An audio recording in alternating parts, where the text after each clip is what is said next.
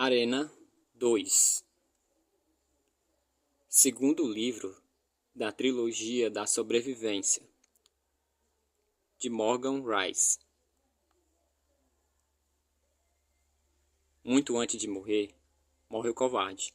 Só uma vez o homem morre, só uma vez o homem forte prova a morte. Das coisas raras que eu tenho ciência, sempre me pareceu a mais estranha terem os homens medo. Embora saiba que a morte, um fim a todos, necessário. Vem que vem. Júlio César, William Shakespeare. Capítulo 1. Há alguns dias na minha vida simplesmente parecem imperfeitos. Alguns dias em que uma certa tranquilidade toma conta do mundo, quando uma calmaria envolve de tal maneira que você sente que poderia simplesmente desaparecer, que você tem uma sensação de paz imune a qualquer preocupação, imune ao medo, ao amanhã. Posso contar certos momentos como esse nos meus dedos. E um desses momentos está acontecendo exatamente agora. Estou com 13 anos de idade e Bree 6. Estamos diante de uma praia de areia fina e fofa. Papai segura minha mão e mamãe segura a de Bree. Nós 4 andamos pela areia quente, em direção ao oceano. Pingos frios das ondas refrescam o meu rosto, aliviando esse abafado dia de agosto. As ondas se quebram ao nosso redor e papai e mamãe riem, despreocupados. Eu nunca os vi tão relaxados. Eu os vejo trocando olhares com tanto amor. Quero guardar essa imagem em minha memória para sempre. Um dos poucos momentos em que vejo que são tão felizes juntos e não quero esquecê-los. Bree grita eufórica, empolgada com a quebra das ondas que batem em seu peito, com a força da ressaca que volta à altura das suas coxas. Mamãe segura com firmeza e papai aperta mais forte minha mão, nos segurando contra a correnteza do oceano.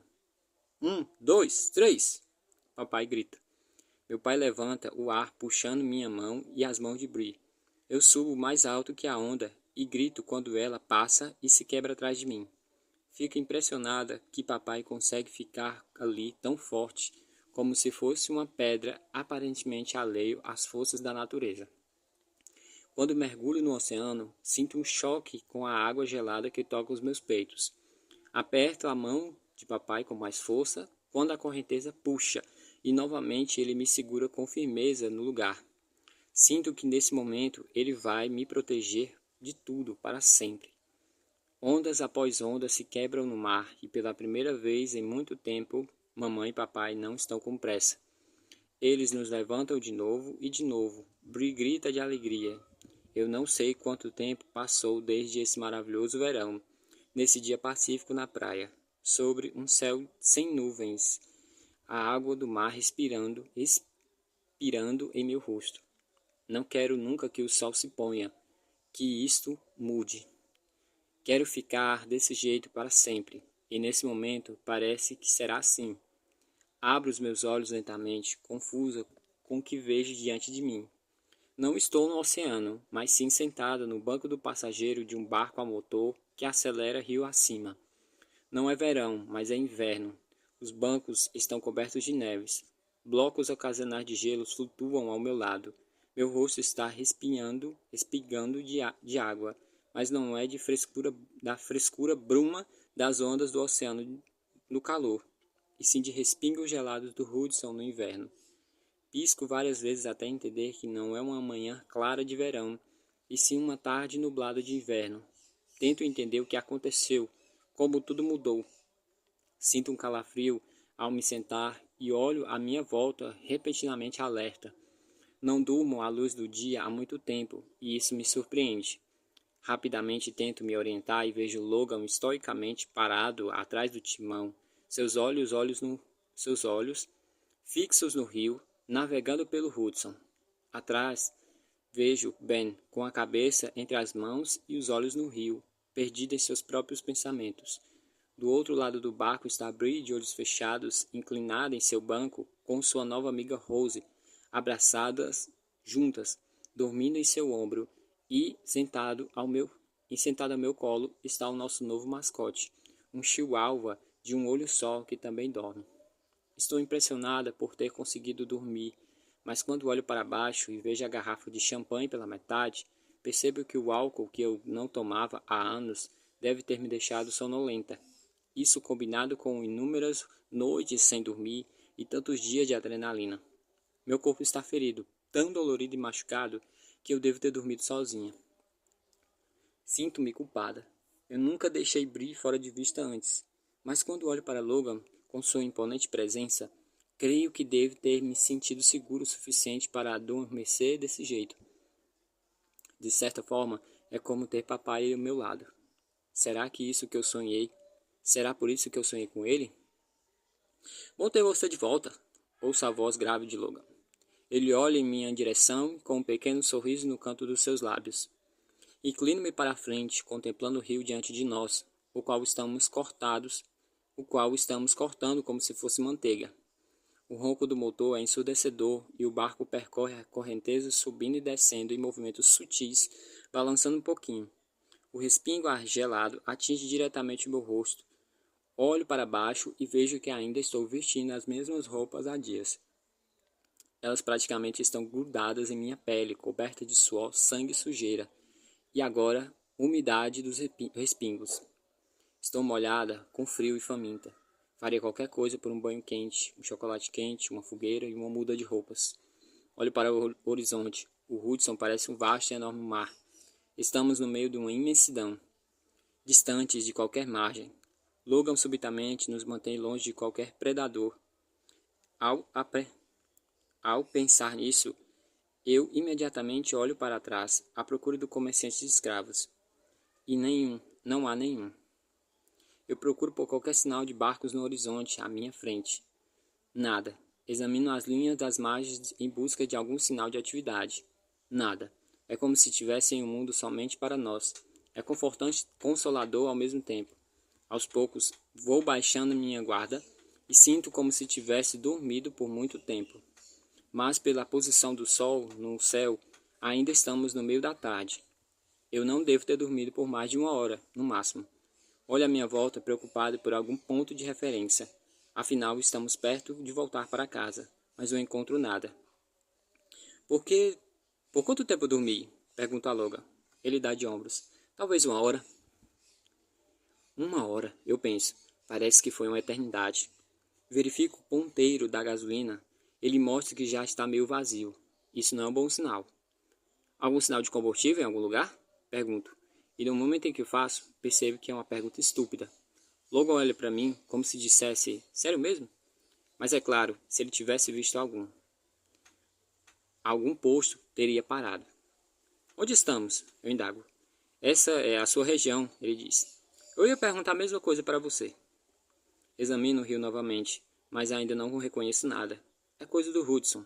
Tão vasto, de extensão infinita, é tão fácil desnortear-se nele. Como você não me acordou? Perdão. Por que você não me acordou? Eu pergunto. Porque eu deveria. Você precisava descansar.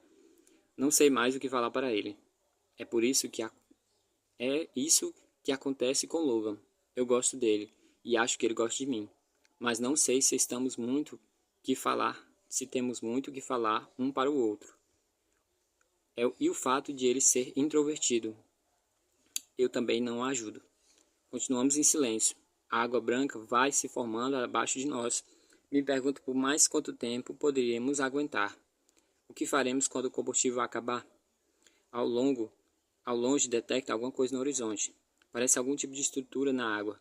A princípio pergunto-me se estou vendo coisas, mas então logo estico o pescoço, atento, e eu percebo que ele também deve ter visto. Acho que é uma ponte, ele diz. Uma ponte demolida. Vejo que ele está certo. Cada vez mais perto está um altíssimo pedal de metal retorcido, sobressaindo da água como se fosse algum tipo de monumento do inferno. Eu me lembro dessa ponte. Ela costumava atravessar lindamente o rio. Agora é um monte de sucata que mergulha na água, fazendo ângulos irregulares. Logan desacelera o barco. O motor vai silenciando à medida que nos aproximamos. Nossa velocidade cai e o barco se mexe violentamente. Os metais retorcidos aparecem em todas as direções. Logan navega virando para a esquerda e para a direita, criando seu próprio caminho. Olho para cima conforme avançamos sobre os escombros da ponte que se emerge sobre nós. Parece que tem centenas de metros de altura, um testamento de que o homem um dia foi capaz de fazer qualquer coisa para matar uns aos outros. A ponte Tampanzi, eu comento. Estamos a uma hora do norte da cidade. Temos uma boa vantagem se eles estiverem atrás de nós. Eles virão atrás de nós, ele diz. Pode apostar que sim. Olho para ele. Como é que você tem tanta certeza? Eu os conheço. Eles não esquecem, jamais. Quando passamos pelo último resto de metal, Logan ganha velocidade e eu inclino para trás enquanto aceleramos. Quão longe atrás de nós você acha que eles estão? Pergunto. Ele olha para o horizonte, sério, finalmente dá de ombros. Difícil dizer, depende do tempo que levaram para reunir as tropas. A neve está pesada, o que é bom para nós. Talvez umas 3 horas. Sei se tivermos com sorte. Uma coisa é boa, é que essa belezinha aqui é rápida. Acho que podemos continuar na frente enquanto tivermos combustível. Mas não teremos, eu falo. Ressalto o óbvio. Nós saímos com um tanque cheio e agora ele está pela metade. Ficamos vazios em algumas horas. O Canadá está bem distante. Como acha que podemos encontrar combustível? Logan olha para a água pensativo. Não temos escolha, ele diz. Precisamos encontrar. Não há alternativa. Não podemos parar. Precisamos descansar por algum momento, eu falo. Precisamos de comida e de algum abrigo. Não podemos ficar a essa temperatura de dia e de noite. Melhor passar fome e frio do que ser pego por comerciante de escravos, ele fala. Penso na casa do papai, rio acima. Vamos passar ao lado dela. Lembro-me da promessa à minha cachorra, Sasha, de enterrá-la. Também penso em toda a comida que havia lá, na casinha de pedra. Poderíamos pegá-la. Iríamos nos sustentar por dias. Penso nas ferramentas da garagem de papai, em todas as coisas que seriam úteis, sem falar das roupas extras, lençóis e fósforos. Quero fazer uma parada. Logan se vira e olha para mim como se eu fosse louca. Posso ver que ele desaprova a minha ideia. Do que você está falando? Sobre a casa de papai, em Catskill, cerca de 1 hora ao norte daqui. Quero passar por lá. Há algumas coisas que podemos resgatar, coisas que iremos precisar, como comida e... Eu pauso. Eu quero enterrar minha cachorra. Enterrar sua cachorra? Ele pergunta com a voz ficando mais alta. Você enlouqueceu? Você acha que todos nós estamos... Você quer que nós todos sejamos mortos por isso? Eu lhe prometi. Eu digo. Prometeu, é? Ele retruca. A sua cachorra morta? Você está brincando, né? Eu o encaro e ele percebe rapidamente que não estou. Se eu prometo algo, eu cumpro. Eu enterraria você se eu prometesse. Ele balança a cabeça. Ouça, eu falo. Você teria de ir para o Canadá. Você queria ir para o Canadá? Poderíamos ter ido a qualquer lugar. Era o seu sonho, não o meu. Quem sabe se essa cidade realmente existe? Estou seguindo você por um capricho seu. E esse barco não é só seu. Eu só quero passar na casa do meu pai, pegar algumas coisas que precisamos e enterrar minha cachorra. Não vai embora, não vai demorar muito. Estamos bem à frente dos comerciantes de escravos. Sem mencionar que temos uma pequena vasilha de combustível lá. Não é muito, mas vai ajudar. Logan lentamente balança a sua cabeça. Prefiro não pegar esse combustível e não correr tanto risco. Você está falando das montanhas. Está falando de uns 30 quilômetros de terra dentro, não é? Mas como é que você acha que podemos chegar lá após pararmos das docas? Escalando? Eu sei que é um caminho velho. Uma picape. Perdão. Eu sei que tem um caminho velho. Uma picape surrada. É uma carcaça enferrujada. Mas anda, tem combustível suficiente para nos levar e trazer de volta. Está escondida próximo à beira do rio. O rio nos levará até lá. O caminho nos levará e nos trará de volta. Será rápido, e então continuaremos nossa longa jornada para o Canadá. Será melhor para nós. Logan observa silenciosamente por um longo tempo, seus punhos fechados firmemente em volta do timão. Por fim, ele diz, tanto faz. É a sua vida que está em risco. Mas eu vou ficar no barco. Vocês terão 2 horas. Se não voltar a tempo, eu vou embora. Eu lhe dou as costas e olho para a água furiosa. Queria que ele viesse comigo. Sinto que ele só pensa nele. E isso me deixa desapontada. Pensei que ele fosse algo melhor que isso. Então você só se importa consigo mesmo, não é? Eu pergunto. Também me preocupa que ele não queira me acompanhar até a casa do meu pai. Não havia pensado nisso. Sei que Ben não vai querer ir. Não vai querer ir. Perdão. Sei que Ben não vai querer ir. Eu gostaria de ter um pouco de proteção. Que seja. Eu estou determinada. Fiz uma promessa e irei cumpri-la, com ou sem ele. Ele não responde e posso ver que está aborrecido. Contempla a água e evita o olhado. À medida que a água se agita no meio ao constante barulho de motor, percebo que estou brava não somente porque estou decepcionada com ele, mas também porque eu comecei a gostar dele, a contar com ele. Eu não dependia de ninguém havia tempo. É um sentimento assustador depender de alguém de novo. Me sinto traída. Brooke, meu coração se alivia ao som da voz feminina. Meu coração se alivia com o som de uma voz familiar. E eu me viro e vejo que a minha irmãzinha está acordada. Rose também. As duas são como ervilhas em uma vagem, extensão de uma pessoa. Eu ainda mal consigo acreditar que Bree está aqui. É como um sonho. Quando ela foi sequestrada, uma parte de mim estava certa de que eu jamais a veria novamente. Cada momento em que estou com ela, sinto como se tivesse realmente recebido uma nova chance, e estou determinado de cuidar dela. Estou com fome, Bree fala, esfregando os olhos com parte de trás das suas mãos.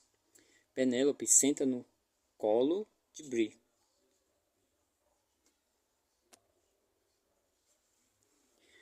Penélope senta no colo de Bree. Ela não para de tremer e então levanta seu olho bom em minha direção, como se também falasse que está faminta. Estou congelando, Rose recua, esfregando seus ombros. Ela veste apenas uma fina camiseta e me sinto mal por ela. Eu compreendo. Eu estou com fome e com frio também. Meu nariz está vermelho e eu não posso senti-lo. Essas guloseimas que encontramos eram deliciosas, mas eram pouco nutritivas, especialmente para um estômago vazio. E isso aconteceu há horas atrás. Penso de novo no baú de comidas, no pouco que restou, e me pergunto em quanto tempo ele ficará vazio. Sei que deveria racionar comida. Por outro lado, estamos passando fome e não suporto ver Bree desse jeito. Não sobrou comida, eu digo a elas. Mas eu posso dar a vocês um pouquinho agora. Temos alguns biscoitos de água e sal. Biscoitos, ela grita em uníssono. Penélope late. Eu não queria fazer isso. Ouço a voz de Logan ao meu lado. Olho para o lado e vejo um olhar de desaprovação. Precisamos racionar. Por favor, Bree grita. Precisamos de alguma coisa. Eu estou com fome. Eu preciso dar a ela alguma coisa. Digo firmemente a Logan, entendendo sua opinião, mas fica aborrecida com a sua falta de compaixão. Eu não vou dar apenas um biscoito para cada um de nós. E quanto a Penélope, Rose pergunta. O cachorro não vai pegar nenhuma comida nossa, Logan retruca. Ela tem que se virar sozinha. Sinto-me mais uma vez aborrecida com Logan. Apesar de entender que ele está sendo racional. Mesmo assim, vejo o olhar cabisbaixo em Rose e Bree e ouço o latido de Penélope mais uma vez e não conseguirei deixá-la passando fome. Eu disfarçadamente lhe darei um pouco de comida da minha própria parte. Abro o baú e dou uma olhada no nosso estoque de comida. Vejo 2 caixas de biscoitos, 3 pacotes de biscoitos de água e sal, vários sacos de ursinho de gelatina e meia dúzia de barras de chocolates. Gostaria que houvesse alguma comida mais nutritiva. Não sei como faremos para isso durar. Como isso será suficiente para 3 refeições por dia para 5 pessoas. Eu tiro os biscoitos e dou um para cada um. Ben finalmente sai do seu lugar ao ver a comida e aceita sua porção. Ele tem vários círculos escuros abaixo dos olhos, como se não tivesse dormido. E é penoso ver a sua expressão, tão devastada pela perda do seu irmão. Desvio meu olhar ao entregar o seu biscoito. Vou para a frente do barco e dou a Logan a sua parte. Ele pega o biscoito e silenciosamente coloca em seu bolso. Claro, vai guardá-lo para mais tarde. Não sei onde ele tira tanta força. Eu enfraqueço só de sentir o cheiro de biscoito de chocolate. Sei que eu deveria racionar comida, mas também eu não consigo. Mordo um pedaço pequeno, dedico a guardá-lo para mais tarde, mas é tão delicioso que eu não consigo me conter, e eu devoro inteiro. Deixo apenas um pedacinho, o qual reservo para Penélope. A comida me faz sentir tão bem. O açúcar sobe à minha cabeça e atravessa meu corpo. Gostaria de poder comer mais uma dúzia. Respiro fundo quando meu estômago reclama, tentando me controlar. O rio começa a se estreitar. As margens se aproximam uma da outra à medida que o rio serpenteia. Estamos perto de terra firme e fico bem atenta, analisando a margem à procura de qualquer sinal de perigo. Quando fazemos uma curva, olho para a minha esquerda e vejo, no alto de um penhasco, as ruínas de uma antiga fortificação, agora bombardeada. Fico chocado quando percebo o que era antes. A Academia Militar. Perdão. A Academia Militar, Logan fala. Ele deve ter notado, mas ao mesmo tempo que eu. É impactante ver que esse bastião de força americana é agora apenas uma pilha de destroços. Seu mastro na bandeira está retorcido, pendurado sobre o Hudson. Quase nada é igual ao que foi antes. Que é isso? Bree pergunta com os dentes batendo. Ela e Rose vieram para a frente do barco, ao meu lado. Bree observa a fortificação, seguindo meu olhar. Não quero falar para ela. Não é nada, querida, eu respondo. Só uma ruína. Coloco meu braço em volta dela e aproximo de mim. Envolvo Rose em meu outro braço e também a deixo mais perto. Tento esquentá-las, esfregando seus ombros o melhor que posso. Quando nós iremos para casa? Rose pergunta. Logan e eu trocamos olhares. Não tenho ideia de como responder. Nós não iremos para casa, digo a Rose, e o mais gentilmente que eu consigo. Estamos à procura de um novo lar. Nós vamos passar para a nossa antiga casa? Bree pergunta. Eu hesito. Sim. Mas não vamos ficar por lá de novo, certo? Ela indaga. Certo, eu falo. É muito perigoso morarmos lá. Não quero morar outra vez naquele lugar. Ela fala. Odiava esse lugar. Não podemos simplesmente deixar Sasha lá. Vamos passar por lá e enterrá-la. Como você prometeu. Penso na minha discussão com Logan. Você está certa, eu digo gentilmente. Prometi e iremos. Nós vamos lá enterrá-la. Logan se afasta claramente irritado. E depois? Rose pergunta. Para onde nós vamos? Nós vamos continuar rio acima, eu explico. Até onde ele nos levar. E onde o rio termina? Ela questiona. É uma boa pergunta. Eu a interpreto como se fosse uma questão profunda. Como terminar tudo isso? Com a nossa morte? Com a nossa sobrevivência? Será que terá o fim? Existe algum fim à vista? Eu não tenho respostas. Eu me viro, me ajoelho e olho nos seus olhos, precisando dar esperança a ela. Algum incentivo para terminar. Algum incentivo para viver. Termine em algum lugar muito lindo, eu falo. No lugar onde vamos, tudo está bem de novo. As ruas são tão limpas que chegam a brilhar e tudo é perfeito e seguro. Há mais gente lá, pessoas amáveis que irão nos acolher e nos proteger. A comida também, comida de verdade, e você pode comer o tempo inteiro. É um lugar mais lindo que você possa imaginar. Os olhos de Rose se arregalam. É verdade? Ela pergunta. Eu aceno que sim com a cabeça. Aos poucos ela abre um enorme sorriso. Quanto tempo vamos demorar para chegar lá? Eu sorrio. Eu não sei, querida. Mas Bree é mais cética do que Rose. É verdade mesmo? Ela pergunta baixinho. Existe mesmo um lugar assim? Existe, eu falo, tentando parecer convincente. Não é mesmo, Logan? Logan olha para nós, diz que sim com a cabeça e desvia o olhar. No final das contas, é ele quem acredita no Canadá. Acredita que é uma terra prometida. Como ele poderia negar isso agora? O Hudson faz curvas e vai ficando estreito, e depois largo de novo. Finalmente entramos em um território familiar. Passamos por locais que eu conheço e estamos cada vez mais próximos da casa de papai. Fizemos uma curva e avistamos uma pequena ilha desabitada, apenas com um pedaço de rocha sobressalente. Nela há um farol. Sua lâmpada foi estilhaçada há muito tempo. Sua estrutura agora não passa de uma fachada. Passamos por outra curva e ao longe avisto uma ponte que cruzei apenas alguns dias atrás, enquanto perseguia os comerciantes de escravos. Ali, no meio da ponte, posso ver o local da explosão. A enorme cratera, como se fosse uma bola de demolição que tivesse sido jogada bem no centro. Lembro-me quando Ben e eu estávamos de moto, correndo e quase caímos da ponte. Mal posso acreditar. Estamos quase chegando. Isso me faz lembrar em Ben. Isso me faz perdão. Isso me faz pensar em Ben. Me faz lembrar em como ele salvou a minha vida naquele dia. Eu me viro para olhar para ele, que está encarando a água melancólico. Ben, eu chamo. Ele olha em minha direção. Lembra dessa ponte? Ele vira para olhar e vejo o medo em seus olhos. Ele se lembra. Bri me cutuca. Tudo bem se eu der a Penélope um pouco do meu biscoito? Ela pergunta. Eu também posso? Rose ecoa. É claro que sim. Eu respondo em voz alta para logo ouvir. Ele não é o único que pode mandar aqui e iremos fazer o que quisermos com as nossas comidas. A cachorra no colo de Rose se anima como se entendesse. É incrível. Nunca vi um animalzinho tão esperto. Bri se inclina para lhe dar um pedacinho de biscoito, mas eu encosto em sua mão, impedindo-a. Esperem, eu falo. Se você alimentá-la, ela devia ter um nome, não acha? Mas ela não tem coleira, Rose diz. O nome dela pode ser qualquer um. Essa é a nossa cachorrinha agora, eu falo. Dê a ela um novo nome.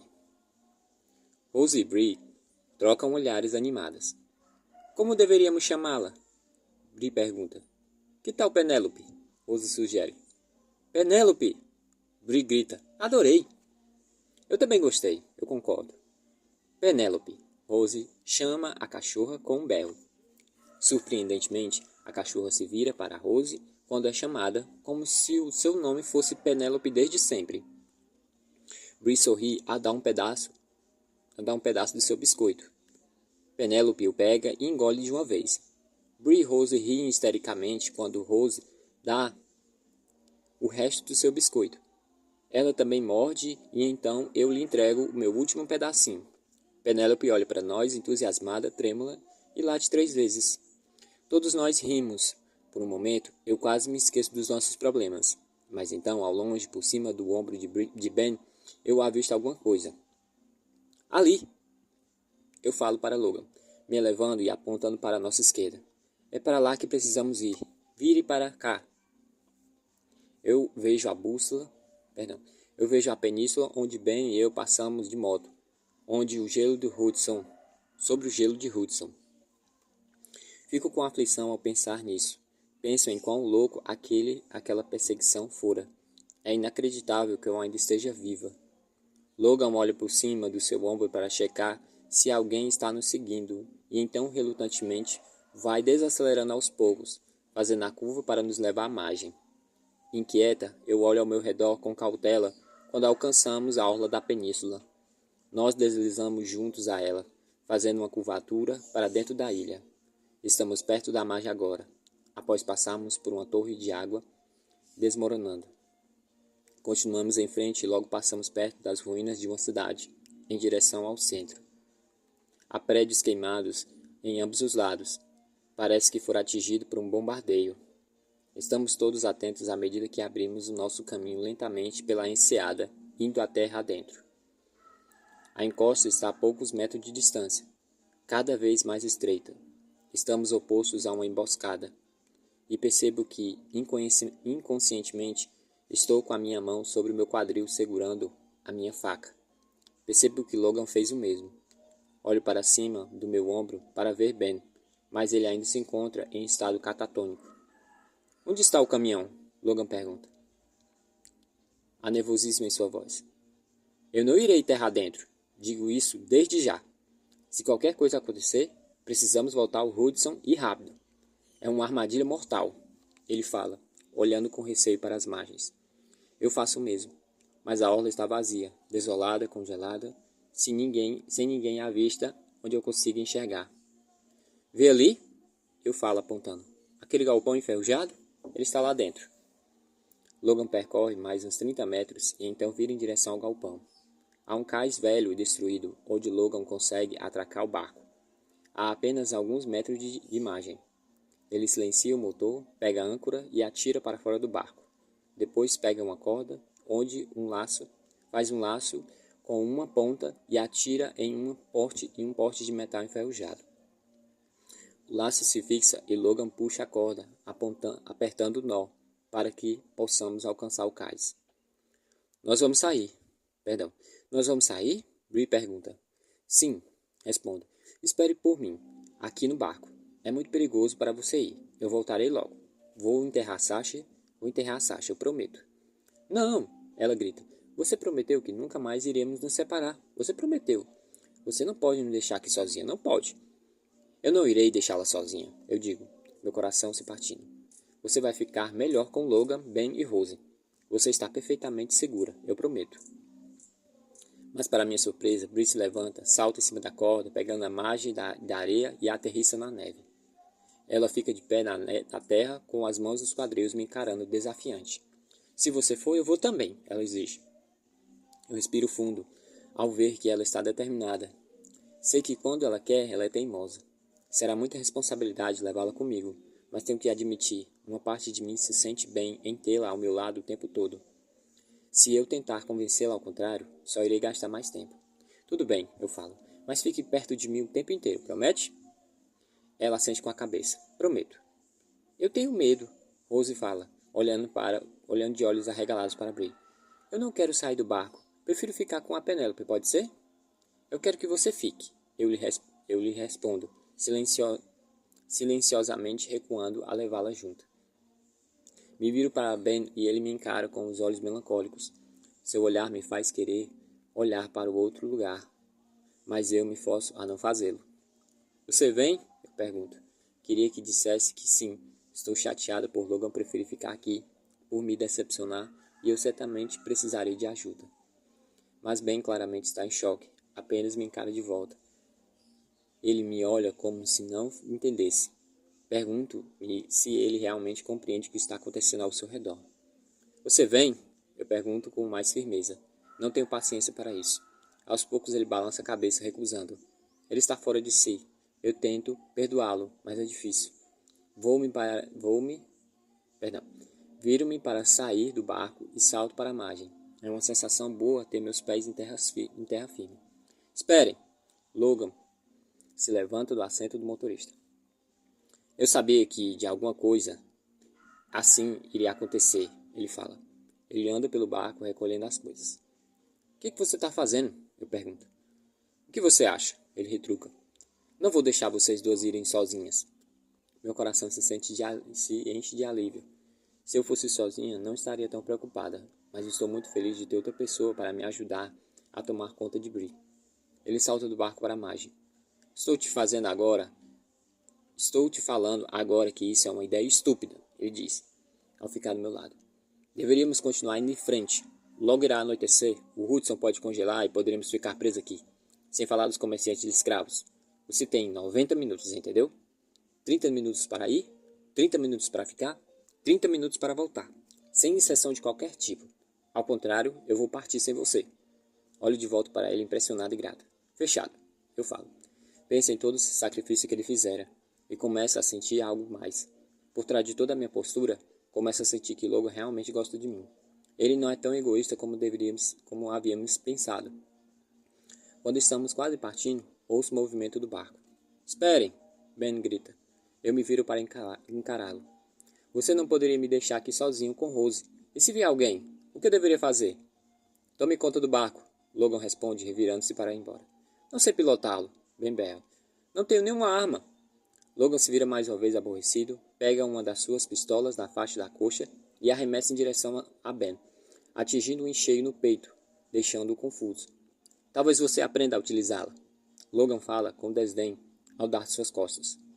Fico observando Ben ali parado, parecendo tão indefeso e assustado, segurando uma arma que sequer pode manejar. Parece completamente apavorado. Gostaria de confortá-lo, dizer que tudo ficará bem e voltaremos logo. Mas quando olho para a vasta montanha que nos espera, pela primeira vez, não estou tão certo de que vai ser assim.